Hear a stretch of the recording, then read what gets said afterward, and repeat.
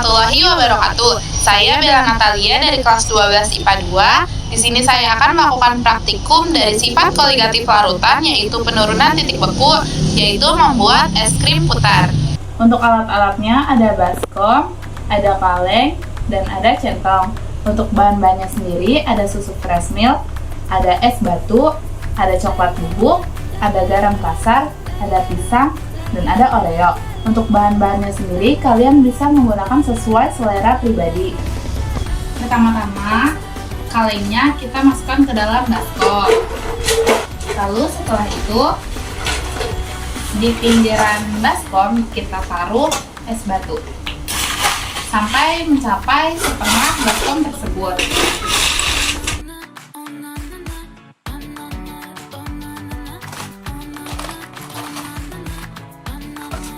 Setelah es batunya sudah mencapai setengah baskom, kita beri garam kasarnya terlebih dahulu di sekitar kalengnya. Nah, teman-teman pasti penasaran kan kenapa sih es batunya dikasih garam? Yuk kita bahas. Nah, pada proses pembekuan air terjadi reaksi keseimbangan antara air yang berwujud cair dengan air yang berwujud beku atau es. Nah, untuk menjadikan air biasa ini menjadi padat, maka partikel-partikel air tersebut harus berdekatan sehingga gerakan partikel tersebut menurun. Nah, perlu kita ketahui sendiri bahwa titik beku air biasa itu ada di 0 derajat Celcius. Pada praktikum yang saya lakukan, saya menggunakan susu cair, yang dimana susu cair itu bukanlah air biasa, sehingga untuk membekukannya kita perlu suhu yang lebih rendah daripada suhu air biasa itu sendiri. Maka dari itu, penambahan garam pada es batu itu adalah fenomena penurunan titik beku es batu itu sendiri, karena es batu di sana adalah sebagai zat pelarut dan garam sebagai zat pelarut. Maka dari itu zat terlarut menurunkan titik beku zat pelarut. Ini ada dalam sifat koligatif larutan. Karena jika kita tidak menambahkan garam di dalamnya, titik beku es batu itu akan 0 derajat sehingga es krim tidak bisa membeku. Lalu setelah garamnya merata, kita tambahkan lagi es batu hingga penuh. Ketika sudah penuh, kita tambahkan lagi garam kasarnya supaya es krimnya lebih cepat membeku. Setelah itu kita tambahkan bahan-bahannya ke dalam kaleng. Kita masukkan susunya. Jangan penuh-penuh dan jangan banyak-banyak. Takutnya susunya ini susah untuk membeku karena kepenuhan. Secukupnya saja. Lalu setelah susu dimasukkan, kita masukkan bahan lain. Di sini saya pakai pisang. Bagi kalian yang suka manis, kalian bisa menambahkan susu kental manis untuk campurannya. Setelah itu kita tutup kalengnya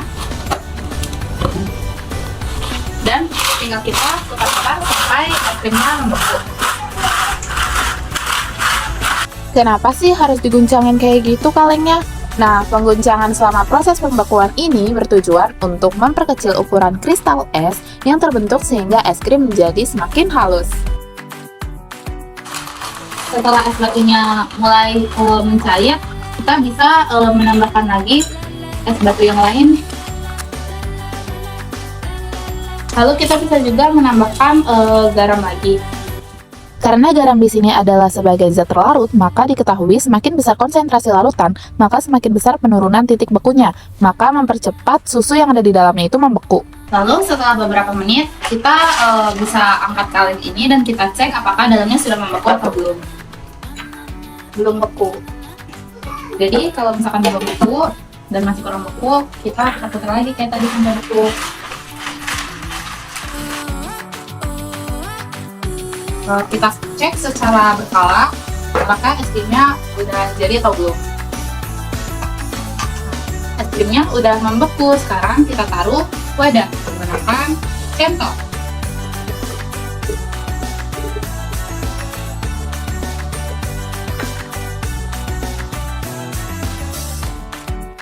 Lalu setelah kita taruhkan, kita bisa menambahkan topping sesuka kita. Di sini saya pakai coklat dulu untuk toppingnya.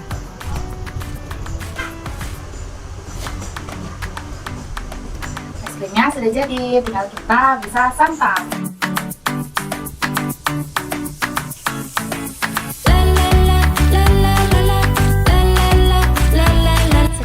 video pembuatan es krimnya.